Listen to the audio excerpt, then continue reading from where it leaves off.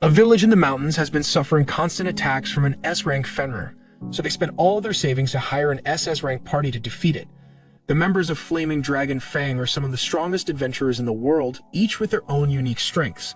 But then there's Kurt, and all he's good for is doing chores, so he's hiding behind a wall to avoid getting hurt. However, Kurt is the first person the Fenrir attacks once it arrives, so he is sent flying, and the other members of the party get ready for combat. Golnov orders Bandana to restrain the Fenrir, so she pulls out her wire and ties it up, but a second later the Fenrir breaks her back against a wall. Normally, Bandana would be confined to a wheelchair for the rest of her life, but with Marlethus on the team, she's healed within seconds and gets back to work. She uses a tree to anchor herself to the ground, giving Golnova an opening to aim for the Fenrir's head. So he jumps up and sets it ablaze with his magic sword. The villagers are so happy about the Fenrir's defeat that they prepare a feast for the party even though the village is almost broke, but Golnova absolutely hates this peasant food. He orders Kurt to prepare a decent meal for him instead, and Bandana asks him to make something special, because today is the last day they're going to get to eat Kurt's cooking. Kurt doesn't understand what they mean by that, so he asks Golnova for an explanation, and he tells Kurt that as of today he is being fired. Kurt doesn't understand why they are firing him, so he asks Golnova if he did something wrong, but Golnova says the problem is that Kurt isn't doing enough. Sure, he handles the party's chores for them, but aside from that, he is completely useless in combat. And parties are only allowed to have 4 members, so if they want their party to become stronger, they need to replace Kurt with a powerful mage or at least someone who can handle themselves in a fight. Kurt pleads with them to let him stay in the party, but Golnova kicks him in the stomach because he is sick of listening to Kurt's whining. They don't need him anymore, and that's final. The next day, Kurt leaves the village on his own with nowhere to go and a wallet emptier than the abyss. Kurt eventually arrives in the city of Samela, and he is down to his last few pennies, so he really needs to find a new job soon. He finds a temp work agency and decides to give it a shot, so he walks in and is greeted by the receptionist. She asks him if he is here to hire someone or to look for a job, and after Kurt tells her he is here looking for work, she informs him that she will need to conduct an interview and aptitude test. First, she asks for basic details like his name, age, and hometown, so he tells her his name is Kurt Rockens, he is 15 years old, and he is from the Hass village in the Sheen Mountains. Kilshil had no idea that there was a village up in those mountains, but moving on, she asks him what his work history was like. Kurt tells her that he was a part of Flaming Dragon Fang, but all he ever did for them was basic chores, and he was recently fired. Kilshil is surprised to hear that Kurt was part of the S-rank party, and even if he didn't do much for them, having the party's name on his application will definitely help him find a new job. Kurt is glad to hear that, and now all he needs to do is complete the aptitude test so Kilshil can figure out what his strengths and weaknesses are. Aptitudes in this world are gifts granted by God, and if Kurt is lucky, he might discover a hidden talent today. Aptitudes are graded from G rank all the way up to triple S rank, and the difference between aptitude ranks is so great that someone with a G rank sword skill would barely be able to swing a sword, while someone with an A rank sword skill could effortlessly split a rock in half. Kurt is excited to find out if he has a talent, but unfortunately, every single combat aptitude on his sheet is rated G rank, so he has no hope of ever taking on a combat role. Kurt immediately loses all hope, but Kilshil tells him there's still a chance that he might have a good trade skill like alchemy or blacksmithing.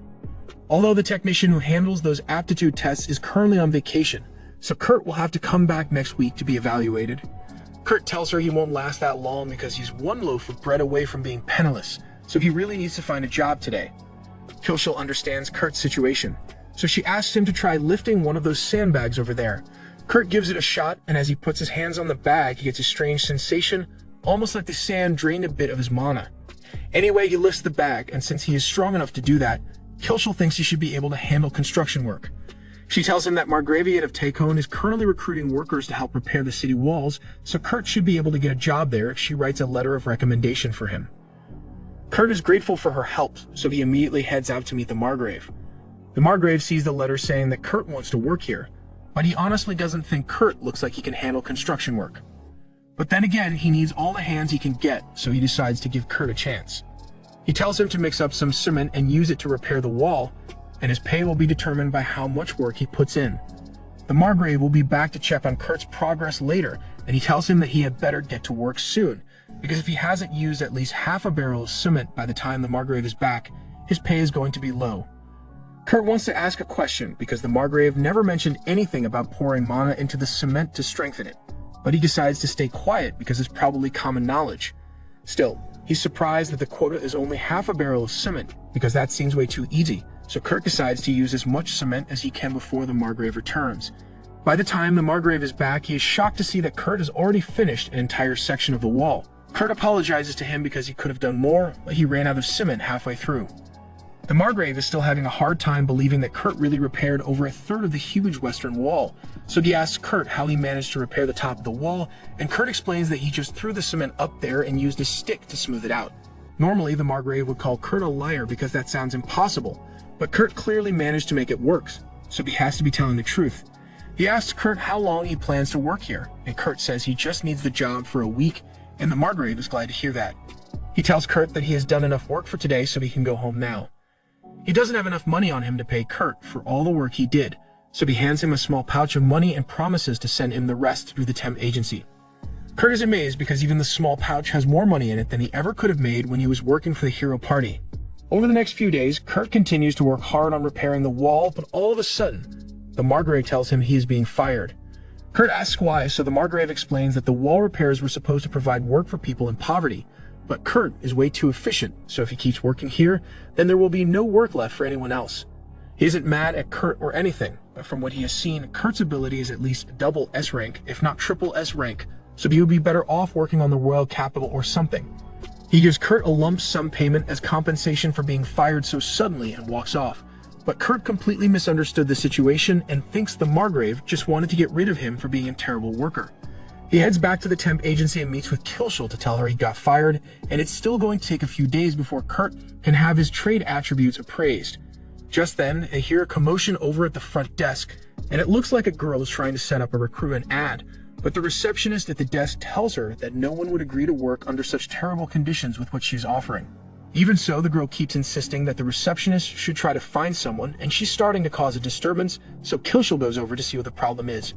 Skillful's co-worker tells her that this girl wants to recruit a miner to excavate a mountain that hasn't been explored, but she is refusing to offer an upfront payment and insists on paying only if the excavation is successful. Skillful agrees that no one in their right mind would ever agree to those terms, so she tries to convince the girl to hire investors to develop the mine. But the girl says she can't do that because if she doesn't pay the taxes by the end of the week, they'll impound her mine. Just then, Kurt walks up and says he is crazy enough to take a job like that. After all, back in his village, he used to help with the mine excavation, so he has a decent amount of experience. Skillful asks Kurt if he is sure he wants to accept, because with the contract the girl is offering, it is entirely possible that he won't get paid at all. Before Kurt can respond, the girl cuts him off and says she was actually hoping to hire a brawny dwarf, not a helpless-looking boy, so she would feel bad making Kurt do it. However, any dwarf would require an upfront payment of at least 10 silver, and the girl doesn't have that much money to spare, so she decides to take Kurt after all. As Kurt and the girl leave, Skillful feels bad for letting him take that job because it probably isn't worth the time. Honestly, she thinks Kurt would be better off working in a brothel because she would pay a lot of money to spend the night with him. While she's daydreaming about Kurt, her co-worker gets her attention and tells her that a bank transfer just came through. Apparently, it's the remaining money the Margrave promised to send to compensate for all the work Kurt did on the wall, and Skillful was expecting it to be something like 50 silver, but it's actually a check for 200 gold, and that's a lot of money. She was so shocked Kurt was actually able to make that much money that she accidentally stumbles over the sandbags on the floor. Her co-worker comes over and tells her to be careful with those because they aren't regular sandbags. They are actually used to measure the amount of mana a person possesses, and they are supposed to get heavier when someone with a large mana reserve touches them. They usually don't react with regular people, so Skillful is able to pick it up fairly easily, but she remembers seeing Kurt struggle a lot when he picked it up a few days ago, so she's starting to wonder if he is really just a normal kid. Meanwhile, Kurt and Ulysses are walking into the forest to get to her campsite, but when they get there, Kurt is a little concerned because there's only one tent. Ulysses says the tent is big enough for the two of them to sleep together, but Kurt says he'd never be able to go to sleep if he's lying next to a cute girl like her. After hearing Kurt call her cute, Ulysses gets upset because she thinks he's just trying to flatter her, but Kurt says he really does think that Ulysses is cute. Ulysses realizes Kurt genuinely meant it, so she lets go and hands him a potato for dinner. It's just a basic boiled potato, but it has been so long since anyone has cooked for Kurt, so he really appreciates it. He is also grateful for the fact that Ulysses is sitting with him to eat, because Golnova and the others from the hero party always refuse to let Kurt eat in the same room as them. Later that night, Kurt and Ulysses go to bed, but Kurt is having a hard time sleeping because Ulysses went to bed in her underwear. He will never be able to go to sleep with stiff wood, so he decides to leave the tent for the night and sleep outside. Once Kurt leaves the tent, Ulysses opens her eyes because she was just pretending to fall asleep. She intentionally went to bed in her underwear to see if Kurt was the kind of person to assault her in her sleep, but now she knows he's a good guy. The next morning, Ulysses wakes up and leaves the tent. She finds Kurt sleeping over by a tree, and she feels a little bad about making him sleep out here, but then she notices that her jacket is fixed. Kurt soon wakes up, so she asks him if he's the one who repaired her jacket, and he confirms it. She's impressed that he has so much talent for sewing, and she's starting to wonder if he is really going to be good at mining. But it's too late to find someone else, so they had better get to work. Kurt asks Ulysses if she has decided on a location to begin mining yet, but she was just going to dig in random locations and pray to find some valuable ores. Kurt tells her she'll never find anything if she searches like that, and he happens to know the much more efficient way. He takes Ulysses to a section of the mountain, and after looking around for a bit, he finds a rock full of gemstones. Ulysses is shocked that he found it so easily, but in a matter of minutes, Kurt has located every single gemstone in this section of the mountain. Ulysses can hardly believe it because if she sells all of these gems, she'll be able to pay off her debt, but Kurt tells her she can't sell them. Ulysses realizes he's right since Kurt was the one who found all of them, so he gets to keep the money. That's not what he meant. He was just trying to tell her that the gems will be more valuable if he turns them into magic crystals first. Kurt's right about that, but Ulysses says there are only 10 mages in the entire kingdom who are skilled enough to turn gems into magic crystals. But while she was saying all that, Kurt just finished turning a gem into a magic crystal. Ulysses is too stunned to speak because not only did Kurt create a magic crystal, but he did it instantly when even the most experienced mages spend at least an hour to make a single magic crystal. After Kurt finishes turning all the gems into crystals, he agrees to let Ulysses go sell them, so she heads out while he stays behind on the mountain because he has a few things he wants to finish doing first. Ulysses heads to the city's customs agency and tells them that she wants to sell some magic crystals in the royal capital. But magic crystals are incredibly valuable, so the agent asks her where she got these. There's no way he would believe her if she told him that Random Boy created them, so she flashes her royal family emblem to get him to stop asking questions. This is kind of a bluff since she stopped working for the royal family a while ago and they just forgot to take her emblem away, but it does the trick, so the customs agent allows her to use the teleportation circle to go to the capital. Once she's there, she heads to the shop of an old friend and she tells Mimiko that she has some magic gems to sell. Mimiko takes a look at them, and at first they don't seem like they'd be worth much, but upon closer inspection, she discovers that they have 10 times the normal amount of mana imbued in them, so these crystals are worth 10 gold each. Ulysses is at a loss for words because Kurt gave her 50 of these, so Mimiko casually hands her a bag of 500 gold coins. But before Ulysses leaves, Mimiko has 2 requests to make. First, she wants Ulysses to promise to only sell crystals like these at this shop because it would be a disaster if crystals that are this powerful were allowed to circulate without regulation. And secondly, she wants to know the name of the person who created the crystals. Ulysses agrees to the first condition, but she says she can't tell Mimiko the name of the crystal's creator because she'd have to ask him for permission first. Mimiko is a court mage for the royal family, so she tries using her position to order Ulysses to give up the mysterious mage's information, but Ulysses doesn't work for the royal family anymore, so she isn't obligated to obey Mimiko. Mimiko realizes she isn't going to be able to convince Ulysses to give up Kurt's information, so at least asks her to make sure he doesn't wander off to another nation. She also wants Ulysses to tell him that if he agrees to come work for the royal family, Mimiko is prepared to grant him the title of Count and full access to the Royal Research Lab and all its benefits.